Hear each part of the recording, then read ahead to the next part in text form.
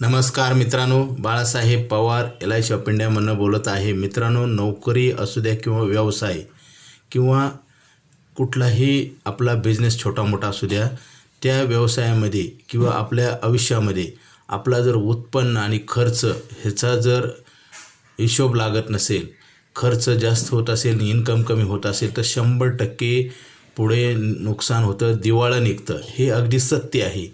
नेहमी उत्पन्न वाढवण्यासाठी प्रयत्न केला पाहिजे आणि खर्च कसे कमी होतील ह्याच्यावर भर दिला पाहिजे।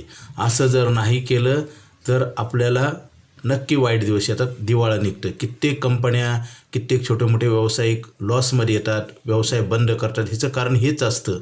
आपल्याला सर्वप्रथम आपलं उत्पन्न वाढवण्यासाठी प्रयत्न जोरदार केले पाहिजेत आणि खर्चावर नियंत्रण आणलं पाहिजे, कमीत कमी खर्च केला पाहिजे। हा जर फॉर्म्युला नसेल तर वैयक्तिक जीवन असू द्या, एखादी मोठी फॅक्टरी असू द्या, छोटा व्यवसाय असू द्या, प्रत्येकाला हे असं जर नाही केलं तर नुकसान होतं आणि नुकसान झाल्यावर परत नुकसानीवर नुकसान वाढतं, कारण मनस्थिती बिघडते आणि शारीरिक माणूस कमजोर होतो।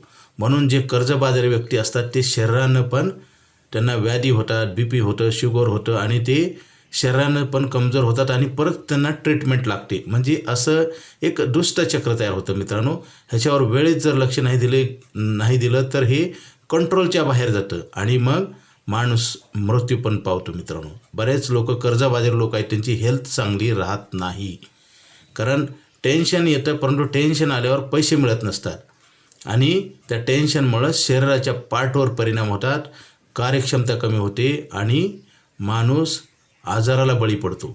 मित्रांनो, कर्जबाजारी माणसाचा तुम्ही अभ्यास करा। कर्ज असावं असंच नाही असं नाही, परंतु खूप नियंत्रणात असावं, कारण जसं गाडीचा वेग आपण 4 व्हीलरचा भयंकर वाढवला, वेग तर 140-160 पर्यंत असतो, खूप असतो, तेवढा वेग वाढवा, बघा काय होईल। तुम्ही ब्रेक जरी दाबलं, किती अर्जंट ब्रेक असेल तर ॲक्सिडेंट होणार आणि नुकसान 100% होणार।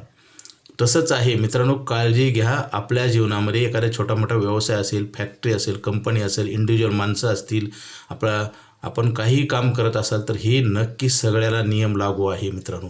जर ह्या नियमाचं तुम्ही उल्लंघन करत असाल तर एक दिवस इतका वाईट येईल की तुम्हाला ह्या चक्रातनं कुणीच बाहेर काढणार नाही, सगळे ह्याचा फायदा घेतील।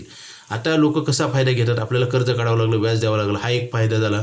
दुसरे लोक आपल्याला आपलं क्रेडिट कमी होतं, मानसिक आपल्याला किंमत मिळत नाही आणि हे सगळं काही आपल्या हातामुळेच होतं। म्हणून मित्रांनो, खर्च कमी करा आणि बचत करा आणि LIC ऑफ इंडियामध्येच करा। Okay, thank you.